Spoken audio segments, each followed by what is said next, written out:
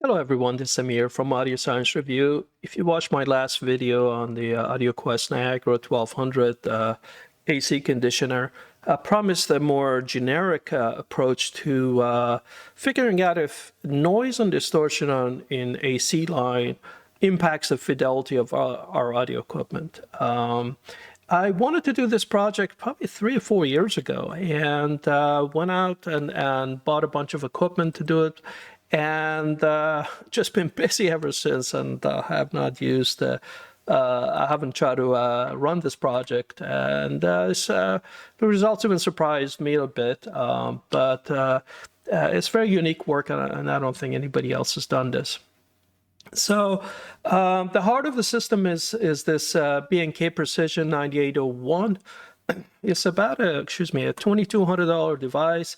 It's very heavy and massive. It's actually sitting there. It's about this deep, and it's got a noisy fan. What it does is that it takes the AC from your mains outlet, converts it to DC, and then regenerates it using microprocessor control. Very accurate AC waveform that comes out of it. It goes up to 300 volt amps, which is roughly equivalent to watts, not quite 300 watts. So it's not suitable for powering large devices, but certainly good enough to power a lot of source devices, DACs, and headphone amps and preamplifiers and so forth.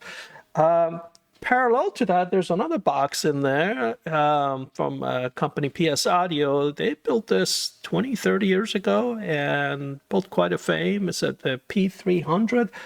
It's also a massive box this big, and it's all heatsink. It's just a giant hunk of aluminum and heavy, and it's about 500 watts. The reason it's very heavy is because it doesn't have fan. Unlike my fancy instruments, you can only change the frequency. With my instrument, I can change the voltage, change the frequency, and make a bunch of other cool measurements like power factor and other things. But it also produces, AC using similar scheme that I talked about. I've gotten a lot of requests on whether these things work. So in this article, I'll also show you measurements of that device and quantify what it does. But anyway, the goal is to see what the impact of AC noise and distortion is on audio equipment. And so far I've done this by measuring power cords and measuring AC conditioners, and in every case found zero difference. And as you'll see in a second, I'm able to do something with this B&K Precision 9801 that I can't do with other devices, in that I can turn the tables around and actually generate, far more noise distortion, and then we can see if there's an impact on our devices or not. But first, let's get familiar with a little bit of the instrumentation and what we're doing. This is the AC mains measurements using a specialized probe where I literally hook up 2 wires to the AC mains, and I divide it down by 100, this device does, so that what comes out of it is only 1.1 volts instead of 118 volts. And that makes it safe to then feed the output to my audio precision analyzer and not blow it up. So please don't do this test unless you know what you're doing. The probe is also differential in nature. What that means is that any noise that lands on it, if it's the same on both cables, it doesn't get amplified. And that's important because in our environment, there's other sources of AC noise and what have you. And you want to really measure the device you're measuring as opposed to what could radiate onto it. So it does that also for us, which is very nice. And my audio precision is differential input, and so it all matches and works really well. As I've shown before in my previous reviews, AC, as it's fed to my house, has a fair amount of distortion. And this is probably the norm, or maybe a little cleaner. You could get worse than this. I doubt that you can get much cleaner than this. But at any rate, the power company doesn't owe you clean power. It's a miracle that it gives you something that looks like a sine wave on this thing. But it's got enough harmonic and distortion and noise to actually be something we can measure, THT plus N, just like we measure an amplifier, we can measure our AC mains. It thinks it's got about 1.9% worth of distortion and noise, and if we convert that to SINAT, it's about 34 dB. You can see the frequency 60 hertz plus a little fraction. So it's amazing that power can be distributed with such high accuracy all the way out here. So let's now measure the what comes out of the PS Audio P300. Let me see if I can just get this to scroll a little bit. Yeah. And now look at what happens. First of all, our waveform is very smooth and clean. We no longer can see any distortion by just looking at the time domain scope output. The reason for that is that we see our main power spike over here, but now look at the distortion, harmonic distortion and noise. It's far lower. And to the tune of, we go from 1.9% to just 0.08%, so quite a bit lower distortion and noise. And if we convert that to sine out, that's about 61 dB. So essentially, this is power amplifier is what these things are, high voltage power amplifiers, but 60 hertz is something that's in your music, and that's what your amplifier actually does, converts AC to DC, and then amplifies whatever frequency you give them. These things are a little bit more specialized, but essentially this is like an amplifier that has a sine out of 61 dB.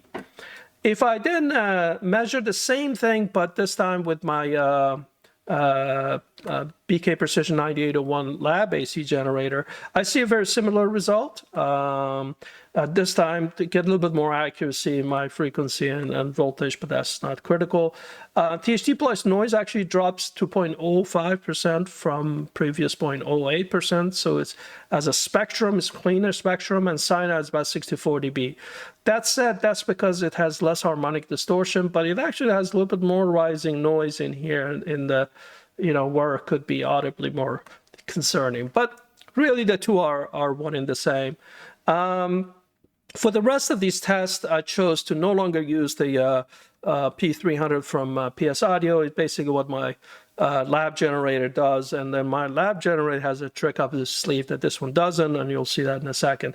But as a statement on what P300 does, it produces clean AC power. So regenerators do regenerate AC mains, and because they do it under their control like a power amplifier would, they naturally can have much better fidelity than your power company miles and miles and miles away sending you power.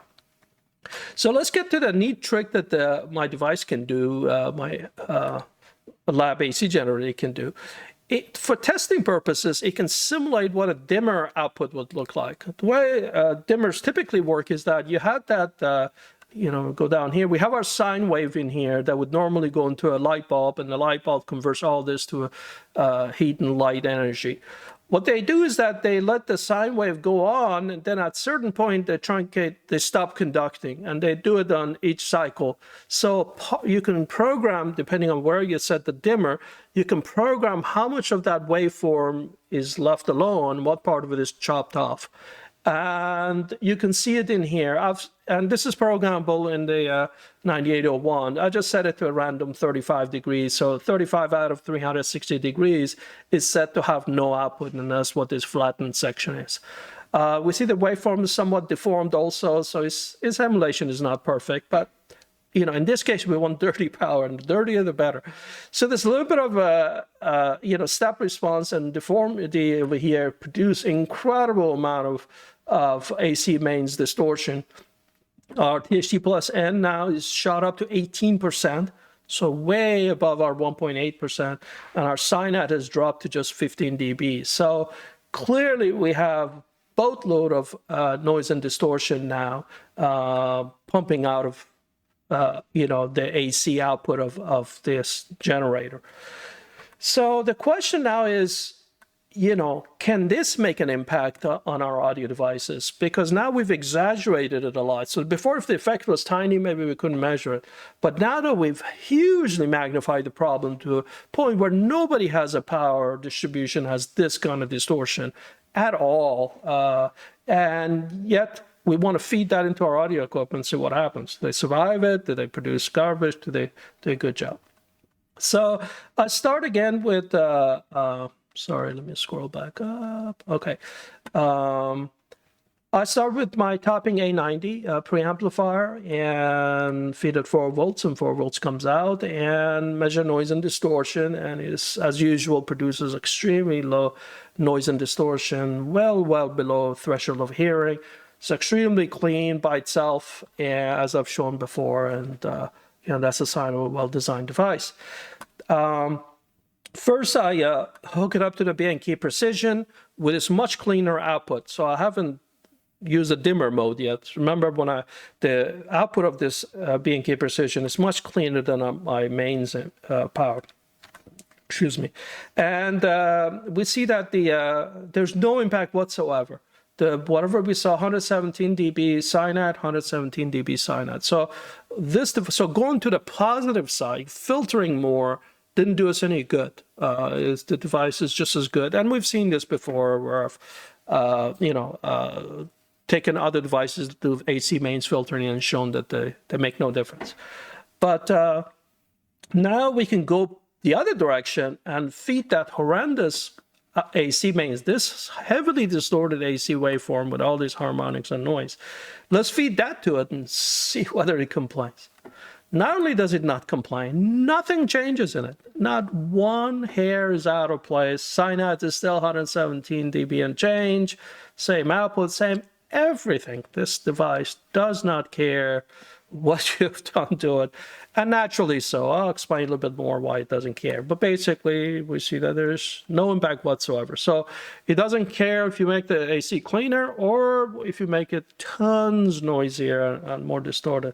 It doesn't care. Now, when I do these things, sometimes people come back and say, well, how about, you test with a lousy device? Which is a weird question, because why would you get a lousy device and then go spend $1,000 or more on a conditioner? Take that money and buy a better device. But anyway, I went looking around for a lousy device, and being who I am and the kind of products I get that usually I either buy or to test, I don't have a lot of lousy products. 99% of what I have is extremely good. But I had bought this DAC from, I shouldn't say I bought it. I bid on it at our Audiophile Society. We had an auction to fund the activities of Audiophile Society. And remember, I donated this DAC. It's called the Sigma DAC, California Audio Labs. It actually has a tube in the back. And I hadn't tested it since I bought it about a year ago. And so I thought, well, I'll pull it up and, likely has poor performance. And actually not too bad. I hooked it up with my generic AC mains and it has a SINAD of 81. State of the art is 120, 123 dB, so it's not state of the art, obviously. We would give it a very poor rating now, but certainly not broken. 81 dB, quite respectable. I then fed it a very clean AC source instead of the straight, mains input, and it made no difference. Why? Because the problem is in harmonic distortion that is generating up here. It has nothing to do with mains, and whatever problems it has in mains didn't improve. These are power supply issues that it has, and it has them whether you clean them up or not is sort of internal problem to design. So it made no difference whatsoever. At this point, I was going to turn on that dimmer emulation in my lab generator. But as soon as I wanted to go do that, this thing started to do crazy things where the noise floor started to fly up and down by itself. And the SINAD was just jumping from 30, 40 up to 80 and then back down. I didn't have time to fix it. So I, by the way, was doing that on any AC power. I went back to the mains one. It made no difference. Just decided that it was time for it to not work. I don't know if tubes gone bad in there or capacitors or something. But anyway, desperate, I went walking around to see if I have anything else. And I had this Luxg P20 headphone amplifier. It's got a couple of tubes on it, cute little thing. I had bought this 1.5, 2 years ago to test, and I had not unpacked it. So I decided, hey, why don't we unpack it and, test this one with it. So once again, we start with the generic AC, and we see that, yep, it has a lot of mains hum coming in, but its real problem are this massive harmonic distortion spikes that are, bringing its SINAD down to 66 dB or so. So it's this thing's definitely low performance. So we're talking 66 dB versus 120 dB in my other device. And I hook it up to the cleaner source of 9801. And does it do anything? Not a single thing. 66 dB before, 66, 67 dB now. Absolutely makes no difference. No improvements whatsoever. Could not use the help. But let's go in reverse. Let's pump that distorted, dimmer waveform AC into it and see what happens. Once again, no change whatsoever. The dirtiest AC feed you could ever think of. I'm pumping into this device. It doesn't care. Why don't these things care? I mean, intuitively you think the nicer the ingredients that go in a dish, the better it should taste. And if you clean up the AC, surely that contributes. The reason they don't care is because these devices operate on DC, which means the first thing they do is rectify the AC and filter it to get DC. And that act of converting and rectifying things to DC, by definition, means you're getting rid of AC components. So the wiggliness of this dimmer, waveform is all gone. It's DC, if you look at it, it's basically a line. Yes, it'll have some low-level noise in it and ripple and what have you, and that's what's showing up in here. But that's basically due to the design of the device, excuse me. Shouldn't have drank Coke before doing the video. At any rate, so when you convert things to DC, these problems just naturally filter away. We're not experiencing the AC mains. We're experiencing it after it's been converted to DC, and that DC then powers the circuit. And by the way, a lot of circuits have feedback and other mechanism in them that makes them reject power supply noise. And when you're sort of at the wrong end of this trying to optimize things, you're just not able to cause any change downstream. So we have a very unique set of results over here in that we went all out, produced the world's dirtiest, most miserable waveform, and it made no difference. So if that can't make a difference, certainly shaving off a little bit of distortion and noise from your AC mains is not going to do anything. And by the way, the only thing that can shave off properly those distortion and noise are these regenerators, which are extremely inefficient, suck up a ton of power, but there's just no reason to use them. I use mine as an instrument to troubleshoot things, but even though I have both of them, they're never powered on, hooked up to any audio equipment that I use. So, we could be testing 1,000 other devices, and maybe one or two of them will make a difference, but that's not the point. If these things wanted to make a difference, when I made the AC so much worse, one of these three should have done something, should have shown at least 1% change. We don't even have 0.01% change. That's just the devices don't care. They shouldn't care, thankfully. No engineer designs a piece of audio equipment thinking, hey, I'm going to have clean AC power to feed them. No, we're not going to want to, feed clean, we don't have clean AC. By definition, we assume that it's not clean, and we filter and clean it up. One note, if you go to the thread in here, quickly got a secondary branch where a lot of people try to defend boxes that clean up AC for other reasons. They said, well, if you have real noise that's causing glitches and pops and hum or whatever physically on a transformer or in the output of your machine, such devices may do some good. Fine, but I don't see people buying audio purpose, mains, recondition, regenerators for that reason. Just about everybody buys them because they think they'll take the fidelity of their system from here to there. And I'm here to tell you, you go from here to the same place. All that happens is that your bank account goes down, you're wasting more power, more stuff sitting in between. And by the way, anytime you have another box with another power supply, you could create more ground loops. It's just the way the laws in electronics work. So don't assume that just adding these things that can have no negative consequence, they could have negative consequence. So if you know what you're doing and you have some real mains issues, sure, analyze it, understand it, go get whatever. I'm strictly addressing fidelity improvements, and tons of companies now go sell these products to make your audio equipment sound better. And I'm here to tell you that I can't find any evidence that they do anything, and devices, according to both engineering, measurements, and everything we know, there's no there on these devices. So hopefully you found this useful, and I'll see you in a future video. Bye-bye.